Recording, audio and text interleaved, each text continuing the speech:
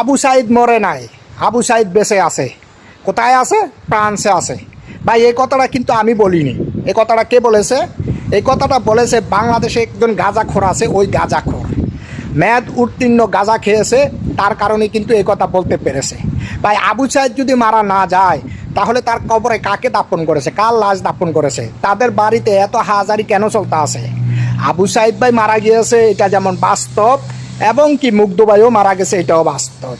আর আবু সাইদ ভাই যদি ফ্রান্সে গিয়ে থাকে তা আবু সাইদ ভাইকে ফ্রান্সে কে পাঠালো? কোন সরকার পাঠালো? বর্তমান সরকার তো আবু সাইদকে ফ্রান্সে পাঠায়নি। তাহলে কোন সরকার? ওই জালেম সরকার পাঠাইছে, যার বিরুদ্ধে আন্দোলন করেছিল, যিনি না যার বিরুদ্ধে আন্দোলন করার কারণে প্রবাসীরা জেল খেটেছিল। ওই যে দুবাইয়ের প্রবাসীদের কথা আপনাদের মনে আছে?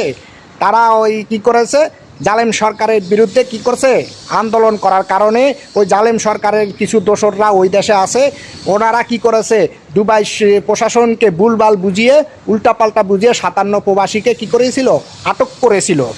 তারপরে তাদের বিভিন্ন মেয়াদে কী হয়েছে, সাজা হয়েছে। যদি সরকার পতন না হতো, ওই জালেম সরকার যদি পতন না হতো তাহলে ওই 57 জন প্রবাসী কিন্তু এখনও জেলখানায় বন্দি থাকতে হতো।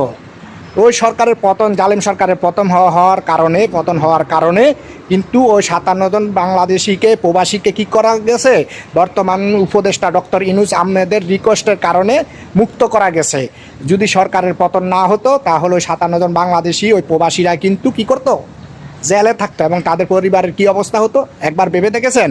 তো কিছু গাঁজাখোর আছে বাংলাদেশে যারা নাকি আওয়ামী লীগের এত দালালি করছে ওই স্বৈরাচার সরকারে, তাদের রক্তের ভিতরে মিশে গেছে, তার কারণে তাদেরকে বলতে পারে না। এ হলো গাঁজাখোরদের অবস্থা। কিছুদিন পরে বলবো দেখবেন মুগ্ধ ভাইও মারা যায়নি, উনি কই আছে, জার্মানিতে আসে। দেখবেন আপনারা এই কথা ওনাদের মুখ দিয়া বের হওয়া সম্ভব।